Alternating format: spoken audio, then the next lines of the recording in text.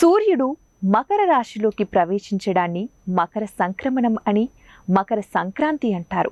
ఈ రోజునే ఉత్తరాయణం ప్రారంభమవుతుంది కాబట్టి ఇప్పుడు ఉత్తరాయణం నడుస్తుంది. మన పురాణాల ప్రకారం భీష్మాచార్యుల వారు ఉత్తరాయణం వచ్చేంత వరకు అంపశయ్యపై ఎదురు చూస్తూ ఉన్నారని, ఉత్తరాయణంలో నిర్వాణం చెందారని చెప్పారు. అందుకే ఉత్తరాయణంలో వచ్చే ఈ తొలి పండుగకు మన తెలుగునాట అంతటా ప్రాముఖ్యత ఉంది. భోగి, సంక్రాంతి, కనుమ, ముక్కనుమ ఇవన్నీ కలిసి పెద్ద పండుగ. తెలుగు ప్రజలందరూ కూడా ఎవరు ఎక్కడ ఉన్నా, ఎంత దూరంలో ఉన్నా సంక్రాంతి పండుగకు తమ స్వగ్రాహాలకు వెళ్ళడం ఆనవాయితీ.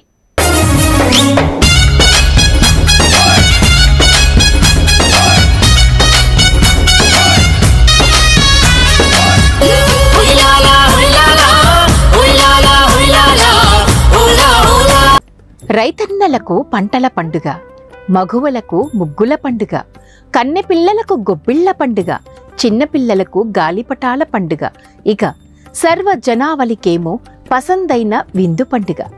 సంక్రాంతి పండుగలో తొలి రోజు భోగి పండుగను చేస్తారు. భోగి పండుగ రోజు వేసుకునే భోగి మంటలు ప్రధానమైనవి. దీని పరమార్థం ఏమిటంటే, దక్షిణాయనంలో ప్రజలు తాము పడిన కష్టాలను, బాధలను అగ్నిదేవుడికి సమర్పిస్తూ రాబోయే ఉత్తరాయణంలో సుఖ సంతోషాలను ఇమ్మని కోరుతూ వేసే మంటే భోగి మంట. కార్తీక మాసం నుండి ప్రారంభమైన చలిమంచు మెల్లమెల్లగా కరుగుతూ తగ్గుతూ ఉన్న ఈ సమయంలో వాతావరణం మార్పు చెందుతుంది. ఈ క్రమంలో ప్రజలు అనారోగ్యం బారిన పడే అవకాశం ఉంటుందని, ఇలా భోగి మంటల రూపంలో విడుదలయ్యే పొగ, వేడి ఆ చల్లటి వాతావరణంలో ఉండే సూక్ష్మ క్రిములను అంతం చేస్తుందని, తద్వారా ప్రజలకు మేలు చేకూరుతుందని పెద్దలు ఈ సంప్రదాయాన్ని ఏర్పరిచారు. ఇంటిలో ఉండే చెత్త చెదారాన్ని ఈ మంటల్లో కలిపేసి సరికొత్త వాతావరణాన్ని మన ఇంటిలోనూ మన ఒంటిలోనూ సృష్టించుకోవాలన్న ఆచార వ్యవహార రహస్యమే ఈ భోగి మంటలు. వీధి మధ్యలో భోగి మంటలను వేసి చిన్న పెద్ద అందరూ కలిసి సమూహంగా వేసే నృత్యాలు, పాటలు ఆనందాన్ని, ఆహ్లాదాన్ని అందిస్తాయి.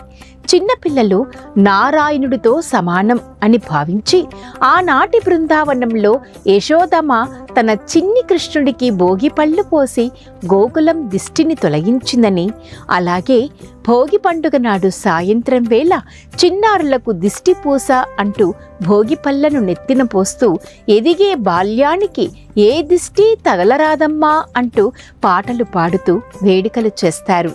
అప్పుడప్పుడే పుట్టింటి నుండి అత్తింటికి వచ్చిన మెరిసే కొత్త కోడలి వలె తమ ఇంటికి వచ్చిన కొత్త బియ్యం, కొత్త బెల్లం కలిపి చేసే పొంగలి గుమాలింపు జోడెద్దుల హరిదాసులను తమ ముంగిట వరకు తీసుకుని వస్తుందట.